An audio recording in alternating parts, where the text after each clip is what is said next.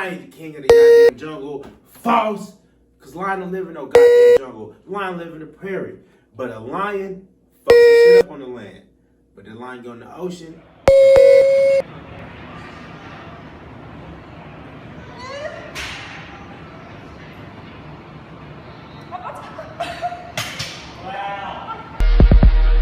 Flex, flex, flex, flex, every damn flex.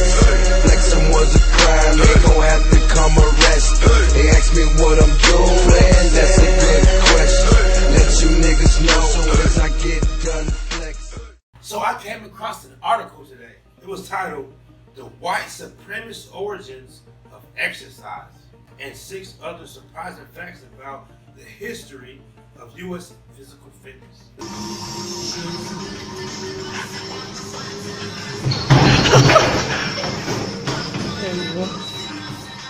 This article is about Olivia B. Waxman.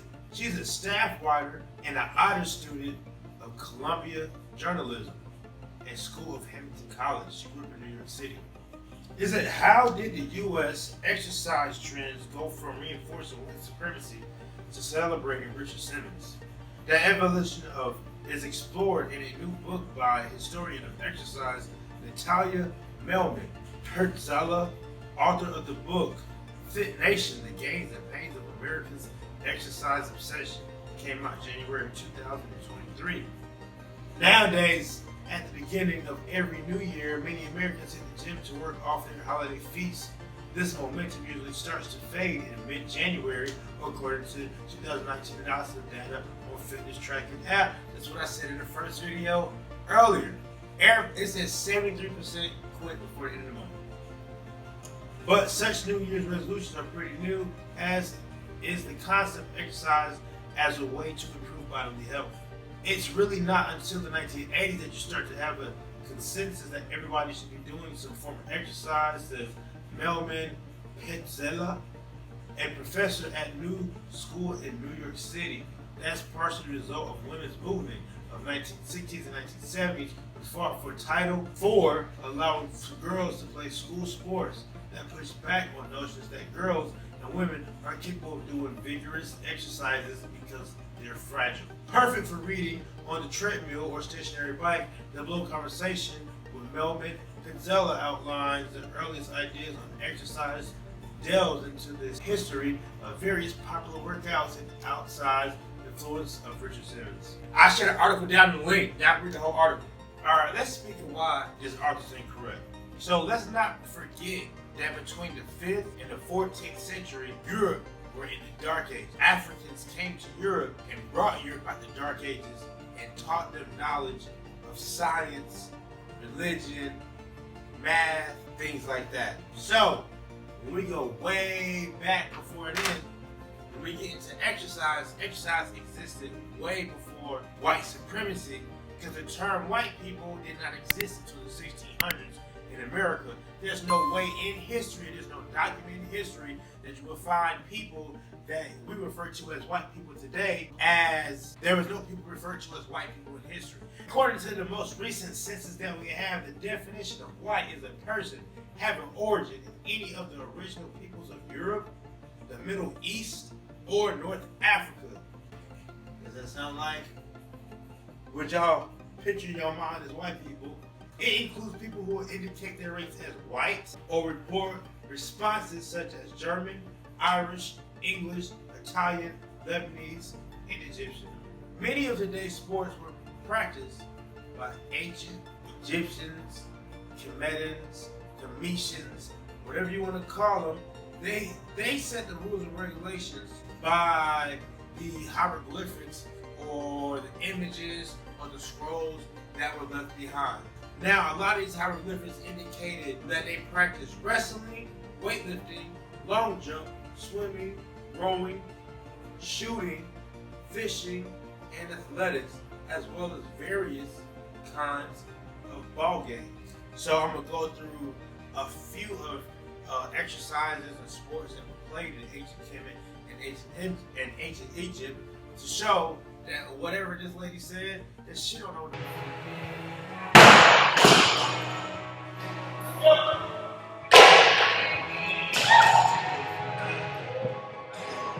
All right, let's go do some sports that were practiced in ancient Egypt or ancient Kemet or whatever you want to call it.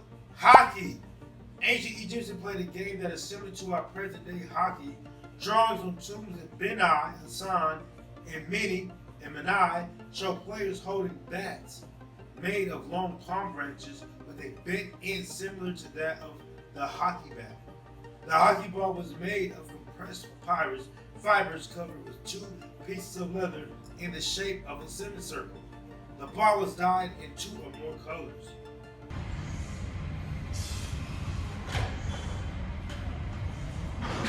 We have this game of handball. Drawings of this sport was found in the Saqqara tombs. 5,000 years old, the ball was made of leather and stuffed with plant fibers or hay, or made of papyrus plants in order to be light and more durable. It was more seldom used for more than one match. The painting shows 4 girls playing handball. Each team throws the ball to the other at the same time. Players can either be on their feet or on top of their teammates' backs while exchanging balls. Archery. Here's another one.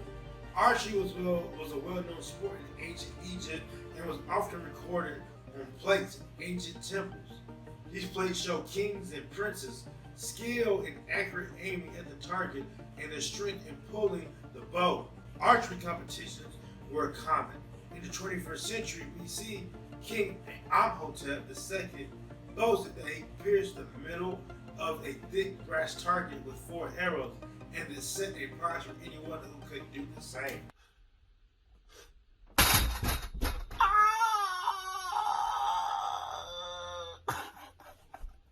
Gymnastics, another one. This painting represents pharaonic gymnastics. The players perform consecutive vaults without touching the floor with their heads and making more than one complete turn in the air. At the end of the exercise, the players stand firmly upright, which is one of the basic rules of floor exercise applied to today's Olympics.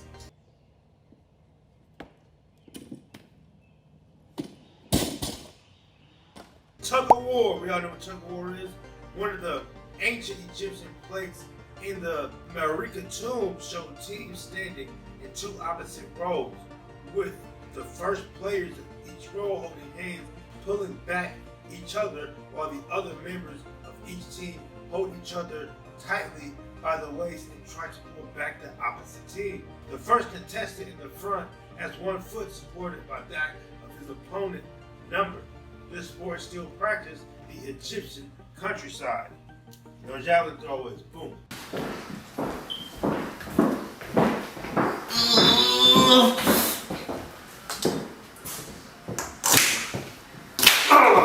Javelin throwing during Pharaonic age was first linked to hunting.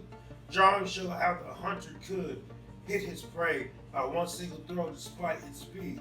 The javelin differed in length according to the kind of prey. The javelin is thrown upward lightly so it revolves in quick spins until it returns to the player to be used again. The javelin is a stick with a twisted end. The picture shows the player in a position of readiness, which is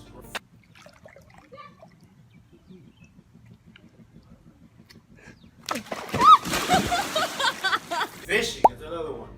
Fishing was one of the sports practiced by kings, princes, and commoners.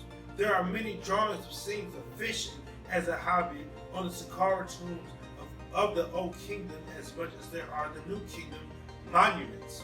The Egyptian Museum in Cairo comprises of numerous kinds of fishing rods, hooks of various shapes, which indicate advance of such sports in ancient Egypt.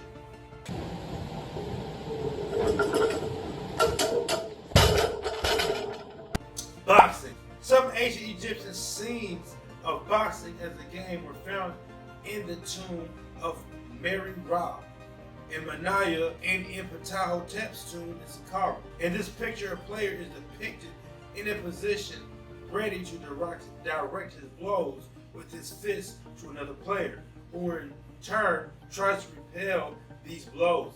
Pharaoh and princes watched the boxing match, which indicates this was an organized contest.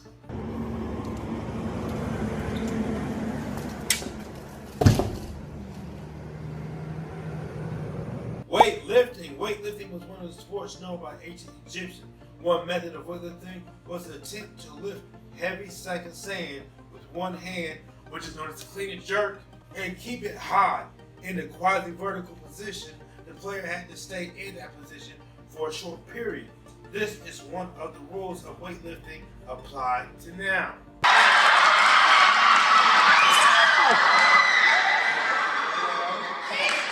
Get the high jump. Ancient Egyptians performed a field and track sport such as high jump. Two players sat opposite each other with legs stretched, with one player's feet on top of the other's toes of the other. If the other player managed to jump over that barrier, the two sitting players placed their palms on top of their feet to heighten the barrier, which the third player had to jump across without touching. The game is still practiced in the Egyptian countryside. It's called Goosey Steps. Ready? Go! Stop! Stop! Stop! What happened? Now we got swimming, which is not typical in today's time to be associated with something we are known for, but swimming. Swimming was the favorite sport of the ancient Egyptians, who made use of the Nile River to practice it. The Nile was not only the place for swimming contests, noblemen's palaces had swimming pools in which princes learned the sport. The calm waters of the Nile encouraged youths to hold swimming competitions. They would show their skills.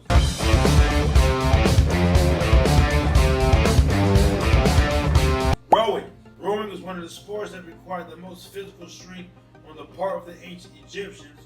Plays recorded team rowing in which the players depended on harmonizing their roles according to directive of their leader who held the rudder. The leader also controlled their movement through a high-pitched, systematic call to unify the moment which oars touched the surface of the water, and that helped to push the boat forward more steadily and swiftly, and with it still adopted in rowing nowadays.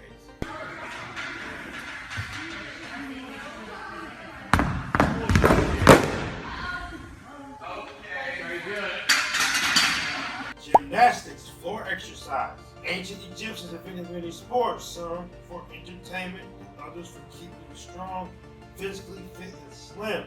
The picture dates back to 2000 BC. It shows gymnastics drills in which the body is bent backwards until the hands touch the ground, revealing the body's flexibility. It is one of the most commonly practiced exercises today. Ooh, watch out! Rhythmic gymnastics. This picture shows 4 players performing rhythmic gymnastics in different positions.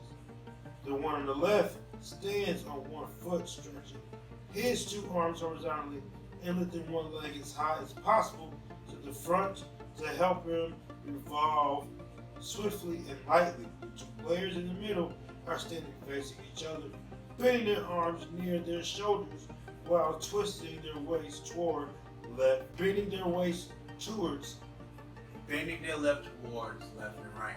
the 4th player stands on his head upside down in perfect equilibrium without touching the floor with his arms. All those positions are close to some practice today's rhythmic gymnastics.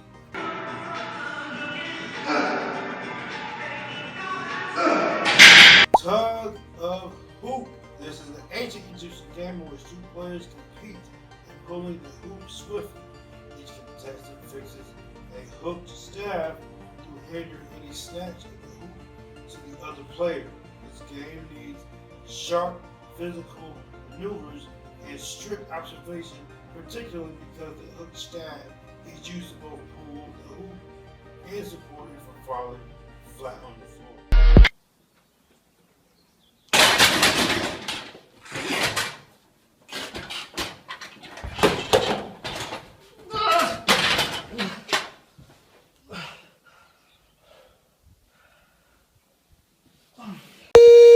I like to give her the benefit of the doubt and assume she didn't understand the words or the context that she was using. But the best way to understand something is to look up or understand the actual words of what is being used. And at the time, you know, like today, words change with social media. The meanings of words change since we've been little kids. Words have changed meaning, you know. For instance, when I was little, the word gay meant happy. Now gay means LGBTQ. When you want to understand a word and you're reading that word when it's used in a book or whatever, you have to look at the date of when that word was used. If that was used today, you understand how that word was used. That word was used in the 1800s. It doesn't mean the same thing as today. So I like to look at the etymology of a word because it gives you the understanding of a word of when it was used at a point of time of when it was used. Let's look at the word. Let's look up the word exercise. In my favorite dictionary to go to learn what words meant throughout history, or the origin of words would be the better definition of it, is etymononline.com. Etymononline. All right, exercise. So in the mid 14th century, the condition of being active, operation, practice for the sake of training, from old French exercise. Blah, blah, blah, blah, blah. All right, that's the definition of exercise. At that time, in the 14th century, exercise as a verb was used to employ or put into active use, from exercise. I hate when people put the word in the definition of the word. Makes no fucking sense. It's gotta be fucking hard to put the word, like when I looked on the census, it says that the definition of black, the black people from the black lands of Africa. Like, what the fuck does that mean? Black. You can't define a word with the word. But whatever. Originally, to make use of, also in regards to mental and spiritual training, blah, blah, blah. So that's the definition of exercise. She used that word. I don't think that's what she meant. I think she meant the word fitness. I would give her the benefit of doubt of that. So, fitness, according to Etymon Online, let's get a sponsor. Get a sponsor from a dictionary. That'd be dope as bro. I would definitely love to get a sponsorship from Etymon Online, like for real. Some scholastic type shit, for real. All right, so fitness in the noun. In the 1570s, fitness was defined as a state or quality of being suitable, from the word fit, which is an adjective, and obviously you add ness. Let's look it up, shit, fuck it. It just basically means the state of being. So a state of being fit. Fitness is the state of being fit. Boom. The state of being physically fit is from 1935, right here. So fit means to be suited to the circumstances proper. And this is from the mid-15th century. The most popularization of this word was survival of the fittest, which was coined by H. Spencer. So survival of the fittest meant the person who was the best suitable, or the best best suitable for their environment. Survive your environment, whatever your environment is. A lion, the king of the goddamn jungle. False, because lion don't live in no goddamn jungle. Lion live in the prairie. But a lion fucks shit up on the land. But the lion go in the ocean, that bitch is done. You feel me? Who the king of that? So, survival of the fittest, I get that from. So, when you look at the word fit, what are you trying to fit into? And that is, I would say, the summary. Everybody's talking about society defines what is suitable. Society defines what everybody else does. But is society controlling that, or is society being controlled by somebody else? That should be the question. So I believe that's what she meant, equated to white supremacy. I give her that benefit of the doubt. White supremacy, it exists, but it doesn't exist. You know, it's all in the middle. That takes me to a video that I saw years ago, the evolution of beauty. It goes through all the years, and it shows how the standards of beauty have changed. Considered beautiful or pretty at that time, and those changed with the times, that changed with society. But should you be controlled by society? Because society don't necessarily mean that they are right. Because you can be big swole, you know, dude about 300-400 pounds, and you see a fat motherfucker that's 300-400 pounds. Both of them motherfuckers got the same health problems. They're both obese. You get what I'm saying? So there is a natural state And then the crazy thing is when you look up the word healthy, look it up on eddymon.com. The word healthy is derived from the word holy. So holy and healthy were anonymous. So when someone said it was holy, that meant they were whole, they were wholesome. Everything was working good together. You were whole. That's healthy. That should be fitness. But our idea of fitness is whatever society sizes fitness. You can be thick, big booty clapping. You got to, then, years back when I was in high school, you had an anorexia bitches, goddamn, looking like golf bitches, so it varies, but society don't mean that they right. You know what I'm saying? So that's why you got to have something that you believe in and that you stand on, and you don't waver away from that shit. Because if you follow what society is, or what society deems is right and was wrong,